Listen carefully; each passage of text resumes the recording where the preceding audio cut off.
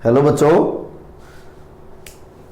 Chemical properties हम पढ़ रहे थे बेटा ग्रुप नंबर 15 की, जो कि नाइट्रोजन फैमिली है। लास्ट लेक्चर में आपको बच्चों मैंने ऑक्सीडेशन स्टेट बताई है ग्रुप नंबर 15 की। आज के लेक्चर में हम ना केमिकल प्रॉपर्टीज में रिएक्शन पढ़ेंगे, जैसे हाइड्रोजन के साथ और भी हैं जैसे केमिकल प्रॉपर्टीज, हाइड्रोजन के साथ, ऑक्सीजन के साथ, हेलोजन के साथ, मेटल्स के साथ। आज के लेक्चर हमारा है रिएक्शन विद हाइड्रोजन, यानी कि अगर इनमें से कोई एक्स एलिमेंट हाइड्रोजन के साथ जुड़ता है तो ये इस फार्मूले के हाइड्राइड्स बनेंगे XS3। ये हाइड्राइड्स हैं ऑफ दिस ग्रुप नंबर 15। तो ये जो हाइड्राइड्स हैं इनके बारे में हम पढ़ेंगे, इनकी स्ट्रक्चर पढ़ेंगे, इनकी केमिकल प्रॉपर्टीज पढ़ेंगे।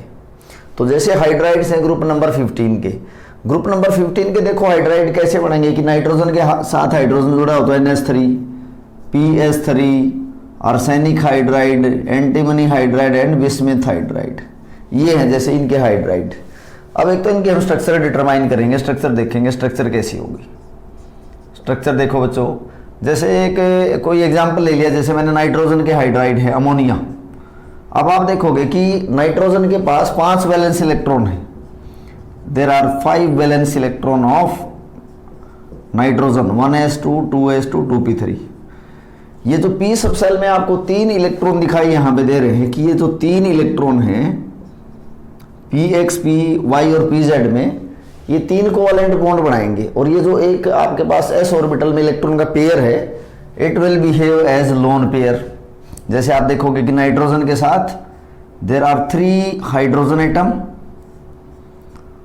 And 1 orbital having lone pair of electrons. तो यहां पे आप देखोगे कि जो नाइट्रोजन है बच्चों, इसकी हाइब्रिडाइजेशन जो है नाइट्रोजन की, वो आप देखोगे कि sp3 है।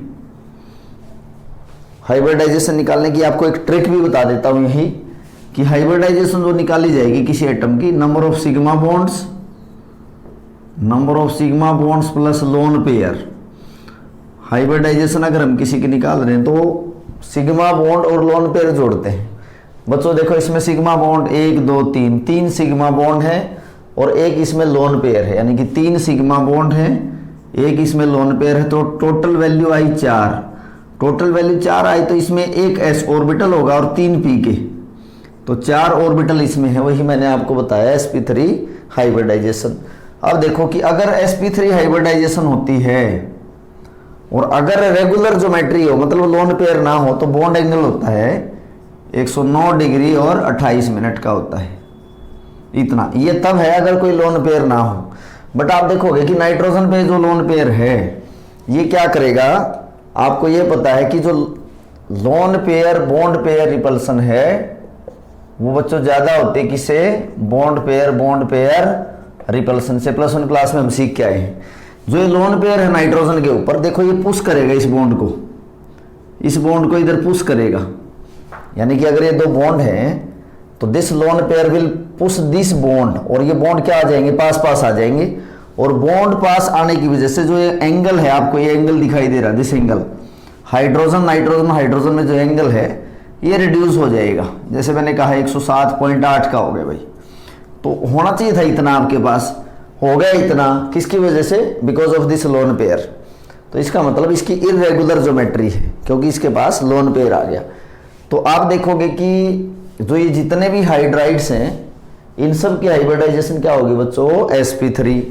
और sp3 हाइब्रिडाइजेशन में, अगर sp3 हाइब्रिडाइजेशन है तो इनकी जो शेप होगी ना वो पिरामिडल शेप होगी, पिरामिडल, टेट्राहीड्रल नहीं होगी। क्योंकि अगर टेट्राहीड्रल तब होती है, sp3 हाइब्रिडाइजेशन में कोई लोन पेयर ना हो तो टेट्राहीड्रल ज्योमेट्री होती है। इस लोन पेयर की वजह से ये कैसे हो गए, पिरामिडल। तो ये जितने भी नाइट्रोजन के हाइड्राइड्स, नाइट्रोजन फैमिली के हाइड्राइड्स हैं, सब के सब कैसे होंगे बच्चों, पिरामिडल शेप के होंगे। अब अगर बॉन्ड एंगल की बात करें, देखो जैसे हाइड्रोजन में बॉन्ड एंगल जैसे इतना है। उसके बाद अगर आप जाओगे नाइट्रोजन से बिस्मिथ के हाइड्राइड तक, तो मैं ये कहूंगा कि बॉन्ड एंगल क्या होगा इसमें, डिक्रीज। एक बार देखोगे इसका रीजन, जैसे मैं कह रहा हूं कि नाइट्रोजन का हाइड्राइड है आपके पास, ऐसे ही आपके पास फॉस्फोरस का हाइड्राइड है, सभी में ही स्ट्रक्चर है। फॉस्फोरस का हाइड्राइड है, ऐसे ही आर्सेनिक का हाइड्राइड है, इसका मैं बता देता हूं। फिर एंटीमनी का होगा, फिर बिस्मिथ का। देखो मैं कह रहा हूं कि जैसे यहां बॉन्ड एंगल है भाई 107.8 का, यहां जैसे बॉन्ड एंगल है हाइड्रोजन, फॉस्फोरस और हाइड्रोजन में 93.6 का, यहां जाएंगे और बॉन्ड एंगल डिक्रीज हो जाएगा। तो जैसे हम नाइट्रोजन से बिस्मिथ के हाइड्राइड तक जाएंगे तो जो बॉन्ड एंगल है बच्चों वो क्या होगा, डिक्रीज होगा। ऐसा क्यों होता है? देखो अगर सराउंडिंग एटम सेम हो, देखो सराउंडिंग एटम क्या है बच्चों, हाइड्रोजन है, सभी मॉलिक्यूल्स के सराउंडिंग एटम हाइड्रोजन है। सराउंडिंग एटम्स अगर सेम हो तो जैसे जैसे एटम की इलेक्ट्रोनेगेटिविटी डिक्रीज होगी तो बॉन्ड एंगल भी डिक्रीज होगा।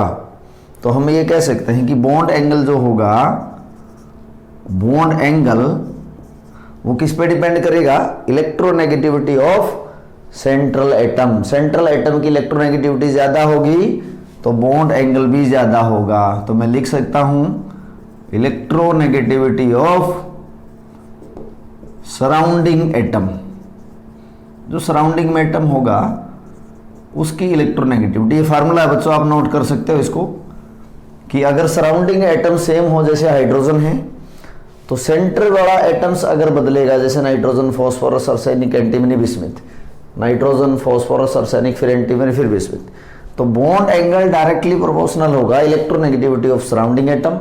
यानी कि अगर इलेक्ट्रोनेगेटिविटी ज्यादा होगी तो बॉन्ड एंगल ज्यादा होगा, इलेक्ट्रोनेगेटिविटी कम होगी तो बॉन्ड एंगल कम हो जाएगा। आप ये देख सकते हो कि जैसे हम नाइट्रोजन से बिस्मिथ के हाइड्राइड तक जाएंगे तो बॉन्ड एंगल क्या हो रहा है बच्चों, बॉन्ड एंगल डिक्रीज होता है। अब इसका आप रीजन देखोगे कि रीजन ऐसा क्यों है। देखो सेंटर का एटम जो है उसकी अगर इलेक्ट्रोनेगेटिविटी ज्यादा है, अगर सेंटर के एटम की इलेक्ट्रोनेगेटिविटी ज्यादा होगी तो ये जो बॉन्ड है तीन, ये नाइट्रोजन इनको अपनी तरफ पुल करेगा और नाइट्रोजन इनको अपनी तरफ सेंटर की तरफ पुल करेगा। तो इसका मतलब जो ये बॉन्ड दिखाई दे रही है, बॉन्ड एक दूसरे के पास पास होंगे, और अगर बॉन्ड पास होंगे तो रिपल्सन ज्यादा होगा, और रिपल्सन ज्यादा होगा तो हम ये कहेंगे कि बॉन्ड एंगल ज्यादा होगा। जैसे आप देखोगे कि इसका बॉन्ड एंगल कम क्यों हो गया, क्योंकि फॉस्फोरस की इलेक्ट्रोनेगेटिविटी डिक्रीज हो गई और इन बॉन्ड्स को नाइट्रोजन इतना पुल नहीं कर पा रहा जितना, फॉस्फोरस उतना पुल नहीं कर पा रहा जितना नाइट्रोजन ने पुल किया।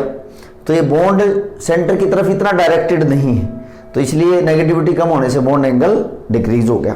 तो ये तो थी हाइड्राइड की स्ट्रक्चर के बारे में और इनके बॉन्ड एंगल के बारे में।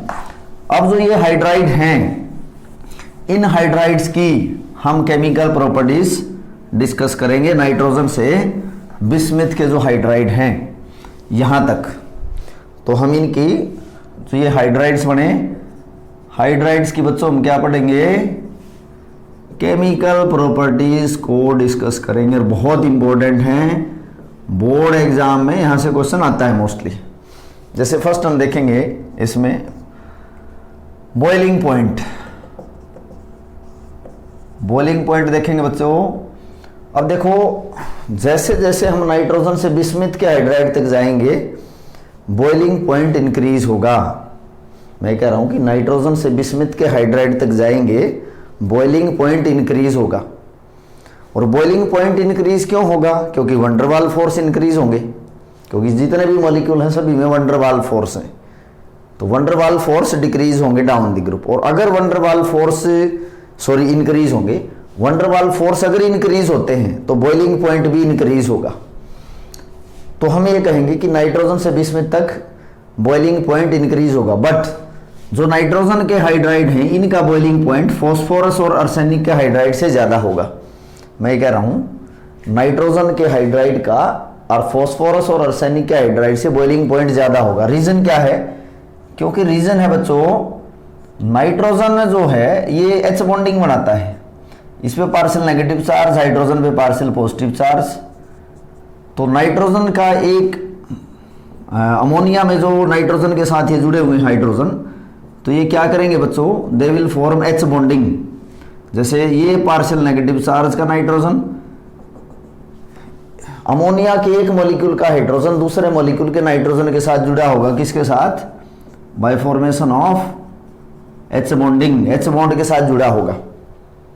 और हाइड्रोजन बॉन्डिंग जो होती है बच्चों, उसका इंटरमोलिकुलर फोर्सेस ज्यादा होते हैं किससे, वंडर वाल फोर्स से। इसीलिए नाइट्रोजन के जो हाइड्राइड है इसका बॉइलिंग पॉइंट फॉस्फोरस और आर्सेनिक के हाइड्राइड से ज्यादा होगा। बट मैं कह रहा हूं कि ऊपर से नीचे बढ़ेगा क्योंकि वंडर वाल फोर्स बढ़ रहे हैं। और बिस्मथ और एंटीमनी के हाइड्राइड का बॉइलिंग पॉइंट नाइट्रोजन के हाइड्राइड से ज्यादा होगा। क्यों? क्योंकि वंडर वाल फोर्स बहुत ज्यादा बढ़ गई। तो ऑर्डर जो होगा बॉइलिंग पॉइंट का, ऑर्डर ये होगा बच्चों, बिस्मथ के हाइड्राइड का बॉइलिंग पॉइंट ज्यादा होगा एंटीमनी के हाइड्राइड का, और इसका ज्यादा होगा नाइट्रोजन के हाइड्राइड, ये जो है अमोनिया, और इसका ज्यादा होगा इसका देखोगे कि आर्सेनिक के हाइड्राइड से, और आर्सेनिक का हाइड्राइड का होगा फॉस्फोरस के हाइड्राइड से। तो ये बॉइलिंग पॉइंट का ऑर्डर है। अमोनिया का इन दोनों से ज्यादा क्यों है? क्योंकि एच बॉन्डिंग है। बिस्मथ का और एंटीमनी का अमोनिया से ज्यादा क्यों है? क्योंकि वंडरवाल फोर्स बहुत ज्यादा इंक्रीज हो गए किसमें, बिस्मथ और एंटीमनी के हाइड्राइड्स में। तो ये ऑर्डर है और इसका रीजन आपको बताया है। अमोनिया में तो एच बॉन्डिंग है, बाकी मॉलिक्यूल्स क्या है बच्चों, they do not form H bonding, उनमें सिर्फ क्या होता है, वंडरवाल फोर्स हैं। तो कई बार बोर्ड में क्वेश्चन आता है, बोर्ड में ये क्वेश्चन आता है कि why ammonia has higher boiling point than phosphine. Phosphine होता है बेटा PS3। तो इसका फोस्फाइन से बॉइलिंग पॉइंट ज्यादा क्यों होता है? इसलिए होता है क्योंकि इसमें एच बॉन्डिंग होती है, फोस्फाइन के मॉलिक्यूल में एच बॉन्डिंग नहीं होती।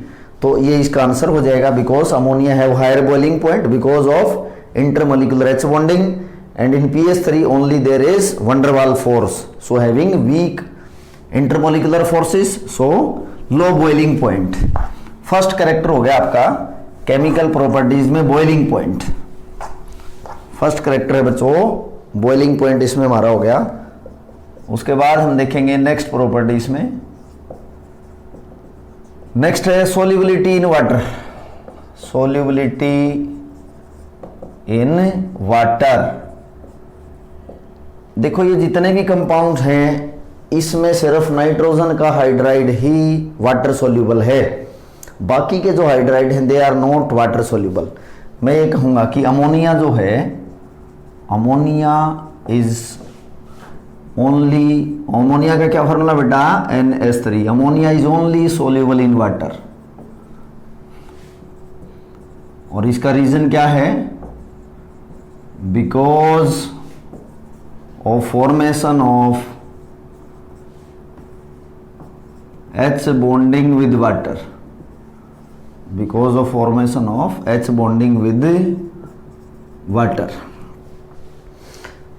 ये वो जो बाकी के एलिमेंट्स हैं इनके हाइड्राइड वाटर में सोल्यूबल नहीं है क्योंकि H बॉन्डिंग नहीं बनाते वाटर के साथ। नाइट्रोजन जो है नेगेटिविटी ज्यादा होने की वजह से, जैसे ये हाइड्रोजन है, it can form hydrogen bonding with water, ये पार्शियल नेगेटिव चार्ज, हाइड्रोजन पे पार्शियल पॉजिटिव चार्ज, तो इसलिए अमोनिया वाटर में सोल्यूबल है because of formation of H bonding. Board में यहां से भी क्वेश्चन आता है बच्चों, बोर्ड में क्वेश्चन ऐसा आता है कि explain why ammonia is soluble in water. बहुत इंपॉर्टेंट क्वेश्चन है, very important question. Ammonia is soluble in water but PS3 is not soluble. कई बार तो ऐसे आता है कि भाई PS3 सोल्यूबल नहीं है, तो आप ये कहोगे कि PS3 H बॉन्डिंग नहीं बढ़ाता। अगर ऐसे भी क्वेश्चन आ जाए कि अमोनिया तो सोल्यूबल है बाकी के सोल्यूबल नहीं है, तो भी आप यही आंसर करोगे क्योंकि बाकी के जो हाइड्राइड हैं they do not form H bonding with water, but nitrogen का जो हाइड्राइड है ये सिर्फ क्या करता है, H बॉन्डिंग बनाता है वाटर के साथ, तो सोल्यूबिलिटी होगी वाटर के अंदर। नेक्स्ट प्रॉपर्टी देखेंगे बच्चों, नेक्स्ट प्रॉपर्टी है इसमें स्टेबिलिटी। स्टेबिलिटी कौन सी, थर्मल स्टेबिलिटी। थर्मल स्टेबिलिटी, देखो थर्मल स्टेबिलिटी का क्या मतलब है कि जैसे अगर मैं कहूं, जैसे ये मेरे पास अमोनिया है कि अगर हम इसको हीट करें तो ये नाइट्रोजन और हाइड्रोजन में अलग हो जाए जैसे, तो अगर नाइट्रोजन और हाइड्रोजन अलग हो जाते हैं इजीली, तो इसका मतलब ये कहेंगे कि हम थर्मल स्टेबल नहीं है।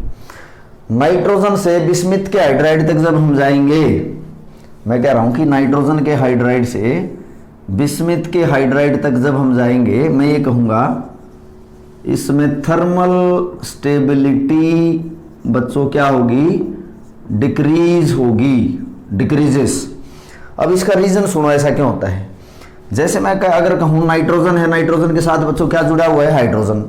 सपोज मैंने नाइट्रोजन बनाया और नाइट्रोजन के साथ बच्चों यहां पे मैंने हाइड्रोजन दिखा दिया। जैसे देखो नाइट्रोजन और हाइड्रोजन के साइज में बहुत ज्यादा डिफरेंस नहीं है। फिर हम गए फॉस्फोरस पे, फॉस्फोरस का साइज बढ़ गया, हाइड्रोजन का साइज उतना ही है। ये फॉस्फोरस है, ये हाइड्रोजन है। फॉस्फोरस का साइज बढ़ गया, हाइड्रोजन का साइज उतना ही। आर्सेनिक का साइज फिर और बड़ा हो गया। आप ये कहोगे कि ये आर्सेनिक है, आर्सेनिक के साथ ये हाइड्रोजन जुड़ा हुआ है। यानी कि नाइट्रोजन से जैसे जैसे हम बिस्मिथ तक जाएंगे, आप देखोगे बच्चों कि सेंट्रल एटम का साइज बढ़ेगा। जैसे नाइट्रोजन से फॉस्फोरस पे गए, साइज बढ़ा। मैं थोड़ा सा इसको यहां पर ड्रा कर देता हूं, आप क्लियर देख नहीं पाओगे, इसको इधर बढ़ा देता हूं बेटा। एक बार मैं इसको यहां से इरेज कर देता हूं। जैसे मैं ये कह रहा हूं कि this is nitrogen and this is hydrogen. फिर मैं कह रहा हूं कि नाइट्रोजन के बाद ये फॉस्फोरस है और ये हाइड्रोजन है। फिर आर्सेनिक है, आर्सेनिक और भी बड़ा हो गया और ये हाइड्रोजन है। और फिर एंटीमनी है, जैसे एंटीमनी तक बताऊंगा, थोड़ी से यहाँ जगह हमारे पास कम है। एंटीमनी है, उसके बाद इसके साथ हाइड्रोजन है। तो आप देखोगे बच्चों कि हाइड्रोजन का साइज तो उतना ही है, बट नाइट्रोजन, फॉस्फोरस, आर्सेनिक, यहां दिस इज एंटीमनी, यहां तक साइज बढ़ेगा। देखो अब दो अलग अलग एटम्स जब आपस में जुड़े हों एक दूसरे के साथ, अगर उनके साइज में बहुत ज्यादा डिफरेंस होगा, बहुत ध्यान से सुन लेना है पॉइंट, बहुत क्वेश्चन में आपका यूज होगा। जब दो एटम्स आपस में एक दूसरे के साथ कोवेलेंट बॉन्ड के साथ जुड़े हों और उन दोनों के साइज में बहुत से ज्यादा डिफरेंस अगर रहेगा, उसकी थर्मल स्टेबिलिटी कम हो जाएगी, क्योंकि छोटा एटम ही इस छोटे एटम के साथ स्टेबल होगा। साइज में अनइक्वलिटी रहेगी तो मॉलिक्यूल स्टेबल नहीं होगा। तो मैं ये कहूंगा कि एंटीमनी का साइज यहां जैसे बहुत बड़ा है, हाइड्रोजन का साइज बहुत स्मॉल है, तो अनइक्वल साइज है।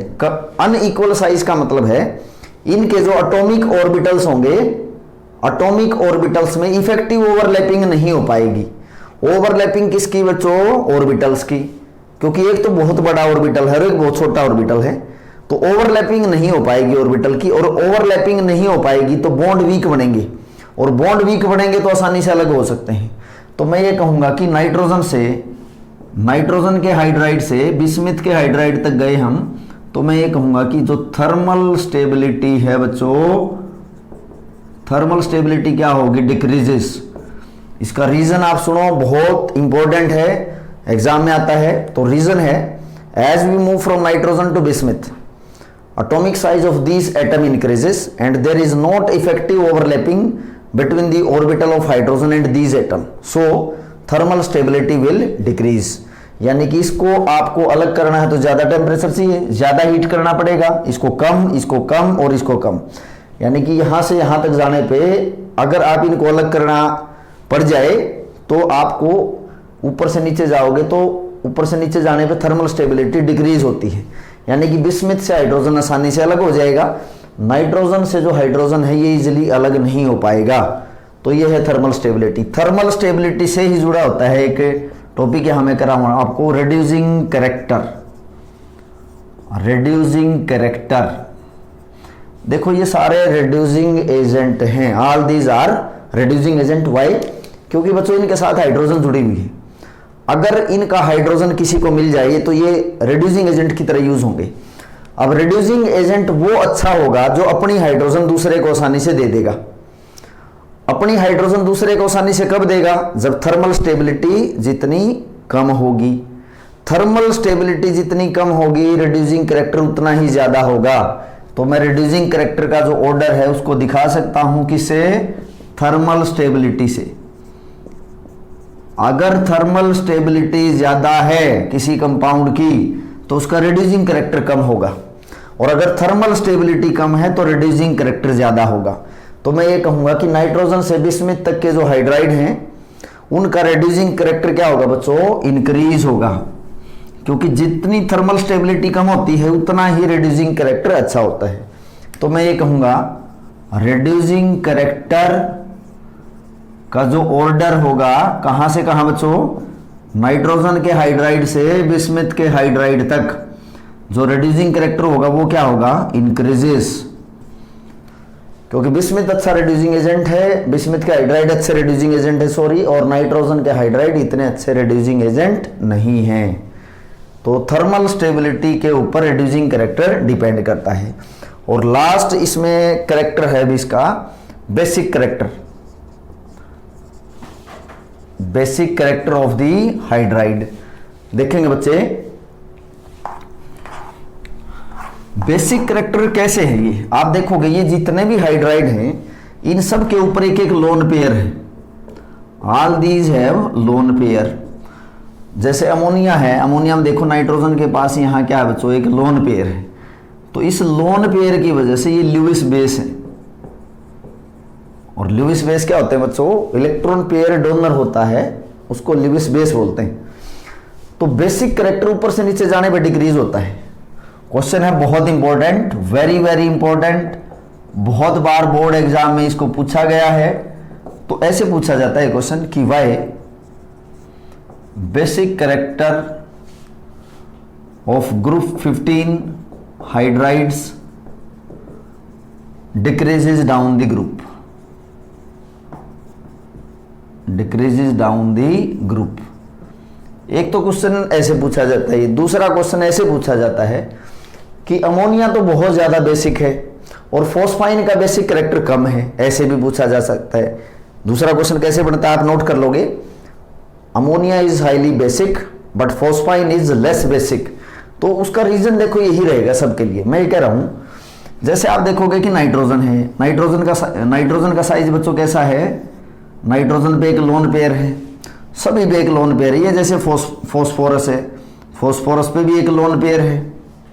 उसके बाद जैसे जाएंगे हम आर्सेनिक, आर्सेनिक का साइज बड़ा है, इस पे भी लोन पेयर है।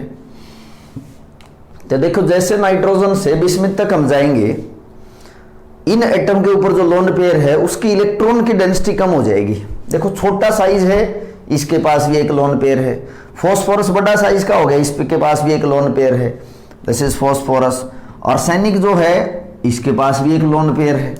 तो हम ये कहेंगे जैसे जैसे एटम का साइज नाइट्रोजन से बिस्मिथ तक बढ़ेगा, इन एटम्स के ऊपर इलेक्ट्रॉन की डेंसिटी कम हो जाएगी साइज बढ़ने की वजह से। और अगर इलेक्ट्रॉन की डेंसिटी डिक्रीज हो जाएगी तो कोई रिएजेंट इनसे इजीली इलेक्ट्रॉन ले नहीं पाएगा, एक्सेप्ट नहीं कर पाएगा। तो मैं ये कहूंगा कि बेसिक कैरेक्टर क्या होगा बच्चों, बेसिक कैरेक्टर होगा डिक्रीज। तो आंसर मैं ये लिखूंगा, आंसर आप लिखोगे, आंसर है बच्चों as we move from nitrogen to bismuth, atomic size increases due to which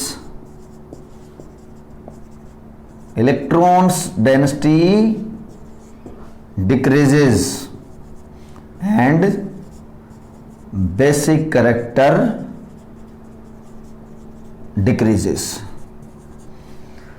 जैसे जैसे साइज बढ़ेगा नाइट्रोजन से बिस्मिथ तक, एटॉमिक साइज क्या होगा, बढ़ेगा, due to which electron density decreases, क्योंकि बड़े साइज पे भी उतने ही लोन, उतने ही दो ही इलेक्ट्रॉन है जितने छोटे साइज पे हैं। तो इलेक्ट्रॉन डेंसिटी क्या होगी, डिक्रीज होगी, और जिसकी वजह से बेसिक कैरेक्टर क्या होगा बच्चों, डिक्रीज होगा।